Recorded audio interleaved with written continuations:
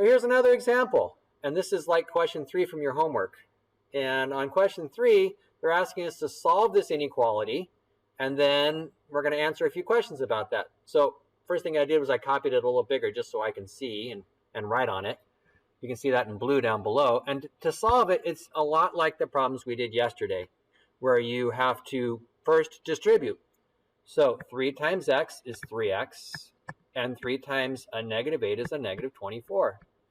And that's greater than 7 times x is 7x, and 7 times 2 is 14.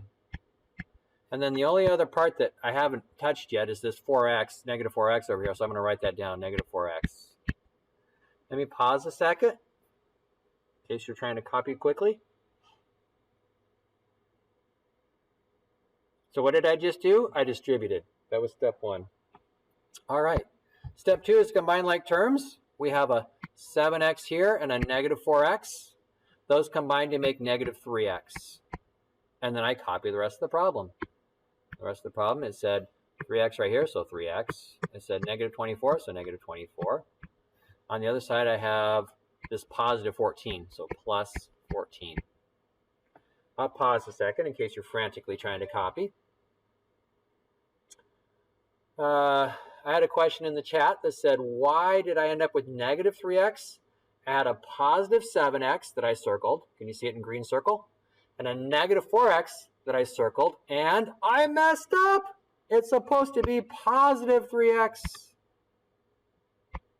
So, thank you, Noel. You're now famous for fixing it.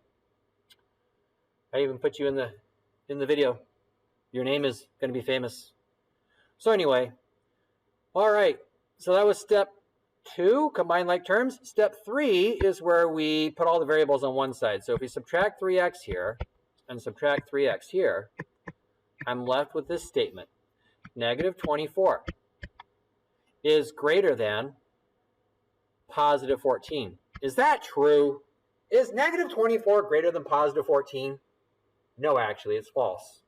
So, because that's false, there's no solution, okay? So, if it had been true, by the way, without variables, then it would always be true. But since it's false, it's never true, okay? So let's fill in our little blanks from our homework problem. Let me erase so you can read that a little better. Hold on.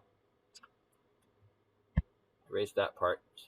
Now you can kind of see the blank a little better. It says the inequality has blank solutions. And the answer is no solutions. Or no real solutions. Because, and then it has this 0 here. We don't have a 0 in our problem, which is, this is why I'm showing you this homework problem, by the way, is we don't have 0, we have negative 24 on the left. So what are we supposed to do? Well, we got to fix it.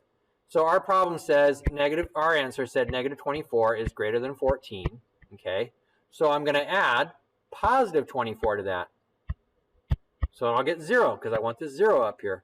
I want it to look like that one, 0. So I add positive 24. Now I have 0 over here. So it's 0 is greater than, and here's the secret. What do you put in that box up there? 14 plus 24 is 38. So 38 goes up here, 38. Unless, of course, they give you a slightly different problem, in which case you have to solve yours and figure out what number goes in there. And it is 0 greater than 38 is never true, okay? It's not sometimes true. It's not always true. It's never true. All right, so there's an example like your homework.